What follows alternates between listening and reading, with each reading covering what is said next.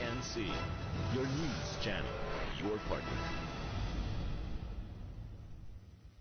Today, two sets of entrepreneurs will pitch their business ideas to our panel of experts. You're going to witness their eureka moments as they put their business ideas to the test. You're watching On the Money's Entrep Lab.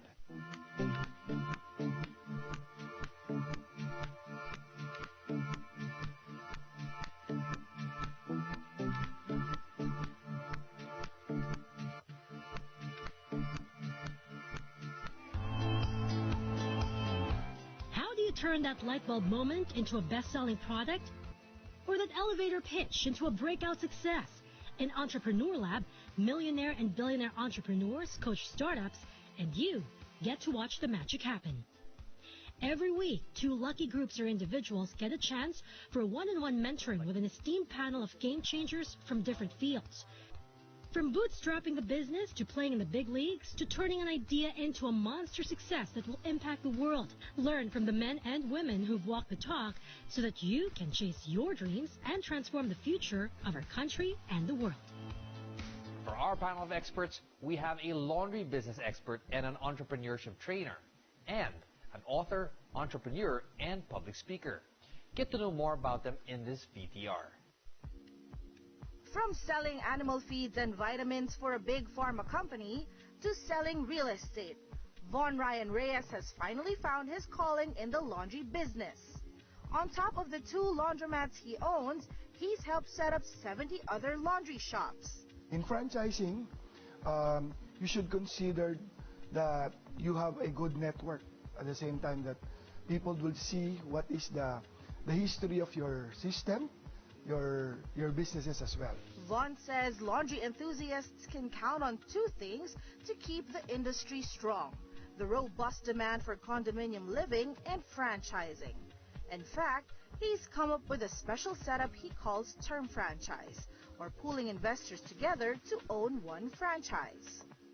Our next expert believes overnight success takes time. The key is to stop procrastinating and just start. Jordan Imutan should know. After all, he's the business development director for one of the biggest coffee groups in the country, Vanguard, which is behind the coffee bean and tea leaf brand. The market changes, the economy changes, and if you don't change your business model, eventually you'll die. Whatever made you successful at one point in time as a company will not be able to sustain you in the next 10 years. Jordan has over 20 years of banking experience under his belt, serving various roles at the National Commercial Bank of Saudi Arabia, one of the biggest lenders in the Middle East. Success is a subjective thing kasi we all have to live a balanced life, right? You cannot be the richest man in the grave. Let's welcome to the show Von Ryan Reyes and Jordan Imutan. And of course, our resident financial advisor, Salvi Duplito. The first set of entrepreneurs aims to provide stylish, sustainable, and eco-friendly alternatives to other brands. Let's take a listen.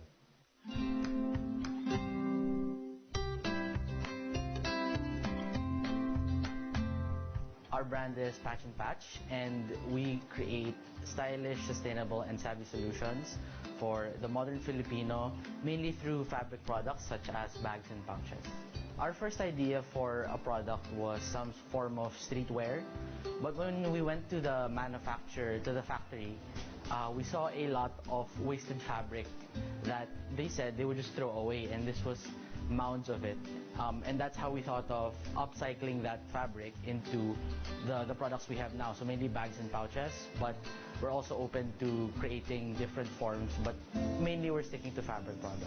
Right now, what we're targeting are organizations and groups, corporations that have similar advocacies such as us. We put their logo and their own personal design on the bag, and they sold it as merchandise. When we started out, our main mode of selling it was still the designs that we made ourselves was through bazaars and through online on Facebook and Instagram. Although beyond that, however, we decided to move more into business-to-business sales. If you still want to buy piece by piece, most of the normal tote bags and drawstring bags would range from around 200 and above. All right, welcome to the studio, Kevin and Luis. You've got 3 minutes to market your products as well as your business plan to the panel. Then they're going to ask you a few questions and we're going to shoot their insights. You may now begin. So, hello, we are Patch and Patch and we make upcycled bags. So we started out going through textile factories and we saw there were heaps of retazo or unused excess fabric. We decided to use them and turn them into sheets and then turn them into bags. So right now our business model is more on the B2B side. We are specializing in three things. First is the customizability. We allow custom designs, prints, anything that our customer wants. And finally, it is of high quality. Again, it was unused, and these are some of the finest fabrics in terms of jersey material. Since operating in October, we've made back our initial investment by 185%. And we managed to do this, as mentioned by Kevin, by focusing more again on B2B sales. While we haven't focused that much on them in terms of time, they already comprise 62% of our sales volume. And since we started focusing on them, we noticed a monthly sales growth of around 50%. Looking to the future, we see that there are some risks in our business model, mainly being the price sensitivity of these business customers. Since they're looking for bulk orders, they're more likely to want to pay a lot less. However, we see a lot of opportunity, especially in terms of the flexibility of our design. So right now, really looking for expanding in terms of our capacity. So right now, our manufacturer, it has slightly low capacity, and having a lot more capacity allows us to be able to get more clients that we can serve. In terms of what we're innovating right now, we're trying to look for sustainable ways of packaging. We've had some clients who requested more padding on the bags for them to replace, say, bubble wrap and the such. What exactly does your production process look like? Right, so actually what happens is from the retazo that we buy, they're usually contained in sacks. They are the manufacturers, they just sew them into sheets, larger sheets. They're usually white, and then that's what we turn into bags. They get printed on through sublimation, and then they get sewn into the bags that you see here. How many people do you have who help you produce all of these nice bags, huh? So right now we're a team of 4, but we have really close ties with a textile factory manufacturer. So they're the ones who make it. As far as we know, the ones who sew, there are 2 people sewing it for us. Yeah. So how much can you make in a day, for instance? When we get bulk orders, that's usually around 100 pieces for the week. For the week. Okay. Kailangan nga nila mag-upscale. Yeah. Jordan, Von, thoughts and questions? For me, how do you market your products at this time? Right now, we actually started as a B2C, so more on the consumer side. And we decided to go through the route of social media. But now that we're moving on to B2B, we started off with cold calls. In addition, were you able to segmentize your clients? It's kind of a mix, but we're still trying to figure out if once we get more of these clients, then we'll be able to segment them properly. There's a difference between having a product and having a business, right? To have a business, your product has to have something unique, a unique value proposition, right? Because in the B2B world, it's about what makes you different. Bakit ako sa'yo bibili as opposed to another person?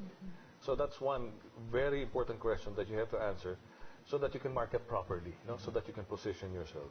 The second thing with B2B, scalability. If they order 1,000 bags, can you scale up overnight, right? Can you scale up in a week's time? Yeah. So what we understand in terms of our competitors, we're going against a lot of small bag suppliers, custom bag suppliers. We were able to tackle against them, especially during the election season. We were actually trying to get into that.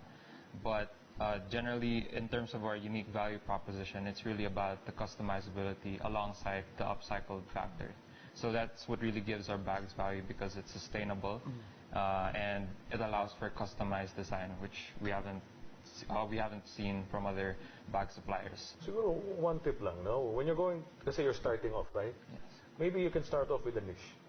Example, yung mga high-end stores, they usually have different packaging than the norm. Yeah. Right? That's part of their branding. That's part of their brand. Cosmetic companies, right? They usually package their stuff. Or jewelry. That looks like a jewelry bag. Or you can go to a parang or yung sa salamin. Na you can customize their brand with your product. And it's one company at a time. Kasi one of the things that is hard if you're starting off, you cannot be a big bang approach. Mahirap you'll try to be everything to everyone. So the first thing you probably have to think of is what niche do I want to go after? You'll not say no to the others, But in terms of marketing and focus, diba? You can go after a particular niche, be known for that particular niche, and then you can start offering to other sub-niches. Example, if you've gone to the US, you'll know Nordstrom, right? Nordstrom, the mall, right? Nordstrom is just any other mall.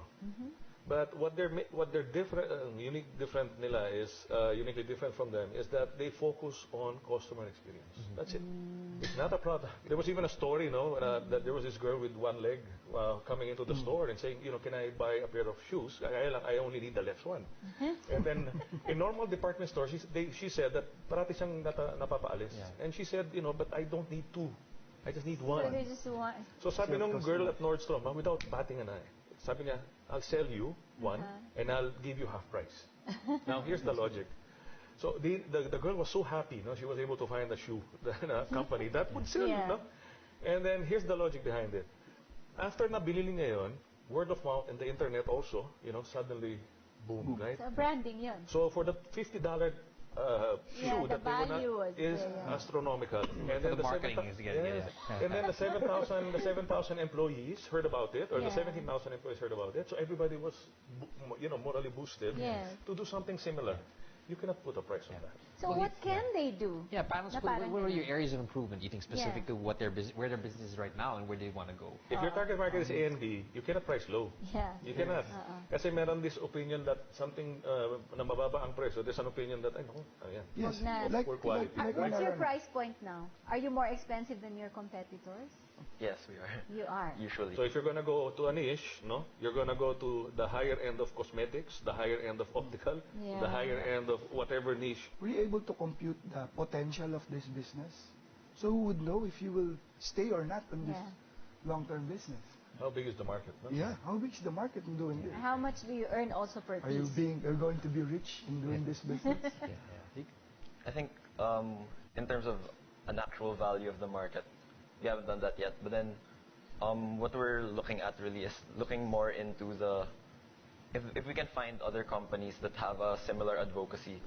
Right now, that's what we're trying to visualize, because we're aware that the care, I guess, for the environment and sustainability is getting a little bit more relevant to people, and it's in looking for that we can find the potential, and that I think providing such options, especially packaging for their products, for example, would have more potential there. Yeah.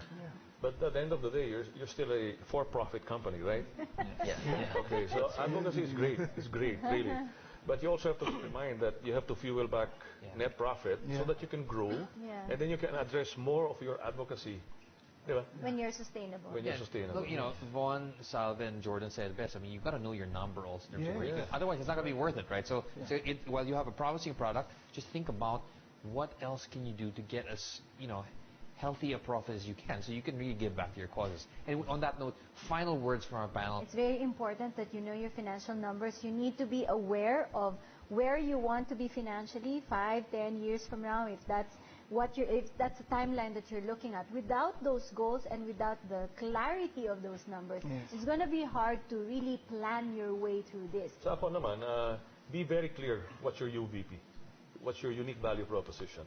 Why should I buy from you? If I'm B2B or B2C, right? And the second thing is you have to have a very good marketing strategy. And marketing is not selling, It's how do you get people to call you.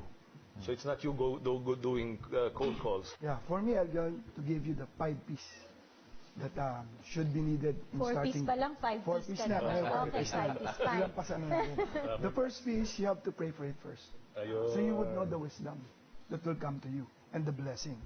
Okay? Then the next you have to know. Which God? Yeah. But as long as you only have one God. Then the next P is the purpose. What's my purpose? Ano bang gusto kong gawin? Ba't ko to tatayo? Then you plan. That's the third P. And in planning, you get people who will help you, who would assist you. Then the fourth P should be the passion. Because in passion, the problems will come. And it will make you stay. It loves what you do, and you do what you love. Then by doing it, afterwards, the next P will comes out, which is the the progression, which is you're already profiting. You're learning, you're earning already. Siguro dagdag lang. Find a mentor. Find a mentor who's been there, done that, went through the trenches, battle scars and all. Learn from them so you don't have to go through the same war. You can shortcut your journey. Panos, thank you very much. And like everybody here I can admit it, we've all had a mentor one time or the other, and that's really going to be a gift for you as you really build your business and really steer it in the right direction. So Kevin Lewis, thank you very much. The next group of entrepreneurs seeks to make money from Filipinos' love for chicken. Watch this. My brand, Pantry Chicken Bites, it's the first and original chicken bites that's flavored and sauced that only serves for 38 pesos, which is an affordable price for people to taste what the chicken is. It all started when I was in college. We had to have a business, and I love chicken ever since I was in the States. So I wanted to bring something here, which is quality food for people to try, with sauces such as salted egg, Korean. We have more than 10 flavors. So we already have in SM North and MOA. It goes from 38 to 78 pesos depending what the size is and what sauce would you put. Welcome to the studio, Gian. Just like the first group, you need to make a pitch about your product and your business model to the panel. Then the panel will give their recommendations. Gian, you may now take the floor. My name is Gian Santiago, and I'm from Pantry Chicken Bites. So basically, Pantry Chicken Bites is the first and original chicken bites that's flavored and sauced. I would like to seek some advice from you guys on how to expand it smartly, not just going everywhere and just want to expand. Panelists, your turn. I'm sure you have a lot of questions, Mike. Let's go shoot it. Yeah, so how long have you been in operation? You said since you were in college. So yes, how many 4 years, because it was required in my course to have a business. And since my mom's already in the food industry, I presented her something that is not in the market yet for the right price. So this is the cheapest chicken Yes. that you're positioning? Yes, that is my position right now. And you could really taste the chicken as well. With rice already? Just the chicken? We're not allowed yet in the terminal to sell rice. We're open to innovation. And if they want to put rice for people to taste it better or partner it with something, we're open to do that. I position myself as, for my target market, is a C, D, basically on that. CD. We offer something that's really price friendly that everybody could try. That's where I position myself. Na you could taste salted egg, Korean, cheese, barbecue for such a low price and a quality food. That's what I want to bring to the people. Well, you talk about all these things. How many current variants do you have? Because it'll be important for the data inputs. Actually, I have over 10 flavors right now, and planning to innovate more of what's in, what's not, so we could get to what's happening with the environment or social media right now. Have you thought of selling this frozen, pero through supermarkets? Kasi that will give you a better distribution of your products. Kaya lang, provided you can scale up, right? The pricing, however, for that will be different. So, can you still sell below 38? We used to sell 35 pesos. That was 4 years ago when I was in college. So inflation. Your model is other people's money, basically. No? Franchising is OPM, other people's money, right? Yes. So what's your strategy on attracting franchisors? And then how many are you targeting per month? So for the franchisors, since there's no chicken yet, that's a kiosk that sells for 38 pesos with such different variants of flavors. That's what I could offer them. For 1 year, we're planning to have 12. So one a month? One a month, yes. So slowly but progressing so that I know what's happening still and not ang dami na agad. Have you already thought about how much you're going to charge? Yeah. Yes, we're by FranCorp. So they already did the feasibility study with my financials on everything. So our franchise fee is 140,000 and the turnkey package is 394. So that's conservative now of the the sales every day. So what's the ROI? Kasi 3 to that's 4 months. 3 to 4 months. Yeah, that's studied now. That's very high, ah. Kasi, We're talking about years in some of those. yeah, you know what's example lang, no? Ang 7-Eleven, 5 years, they make 50,000 a month, right? Net. So, if you can really claim that, then probably you have an edge, right? Thank you. But remember, there are kiosk franchises now that are being sold for 5,000 pesos. Yeah. It's that cheap You lower now. barriers of entry. I mean, how do you compete? Yeah. My question Yes, right po. now, since you're already in a franchise, is your business insured? You have a business insurance to cover Yes. you and your So the name, Personal It's a practicality and if somebody's in business. retail. that's two. Yeah. For the Personal and business business. itself, Correct. and of course for your clients to protect them. Kasi what if this is your food, the food poison? Yeah.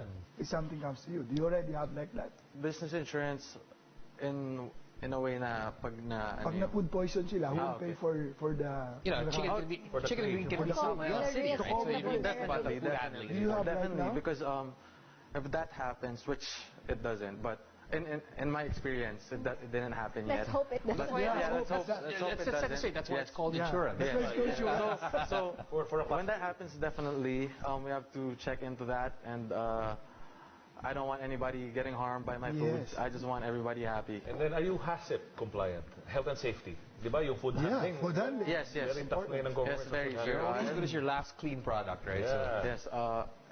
In our commissary, everybody has to wear like gloves and everything, and the chicken always has to be frozen because chicken is very sensitive. Once it's exposed to the air for like 2 minutes, 3 minutes, it could be contaminated. So we have a procedure on how to keep the chicken fresh, so that people when they eat it, it's still the same as it is.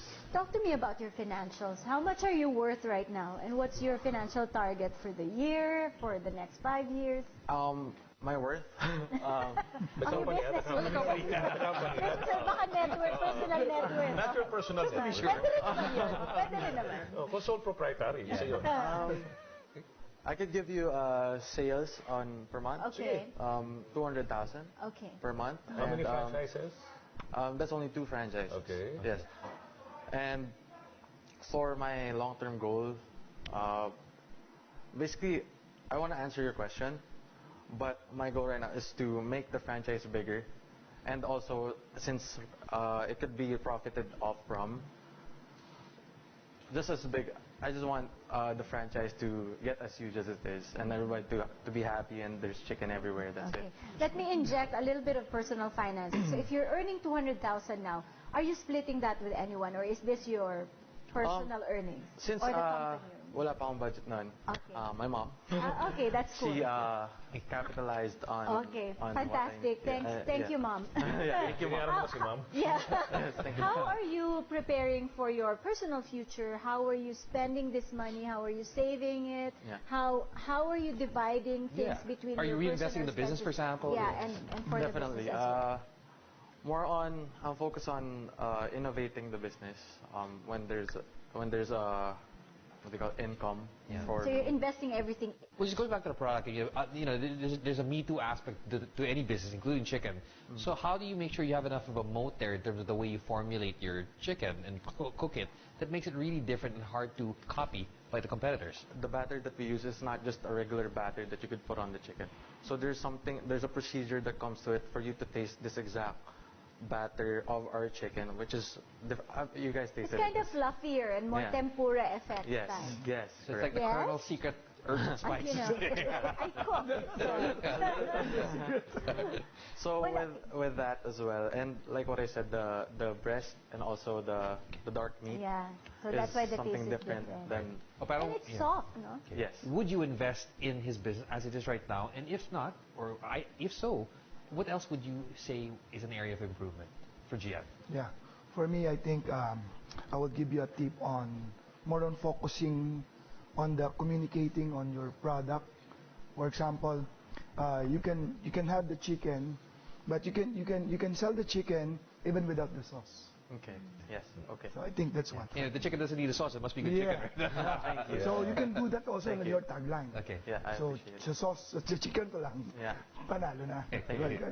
Wow. Hey, Jordan? That really means a lot. For me, kasi maganda yung question kanina, what is your target number? You have to have a figure that you're going to be running after.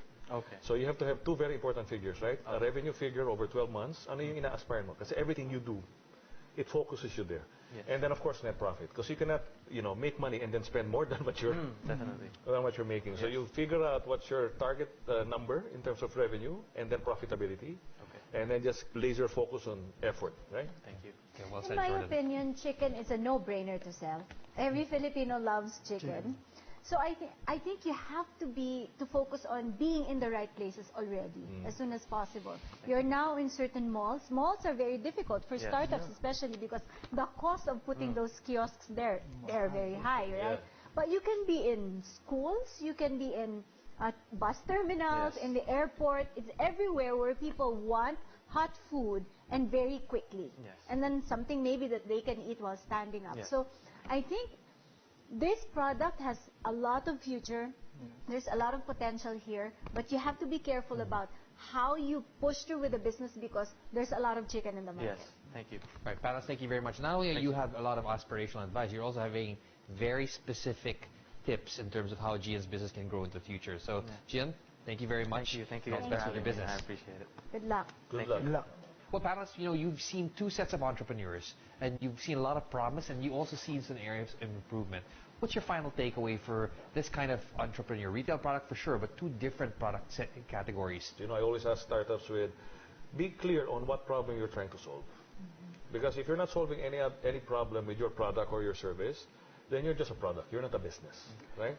So be clear, and be clear on that also when you market it, when you develop it, everything you do is built around solving something, a problem, right?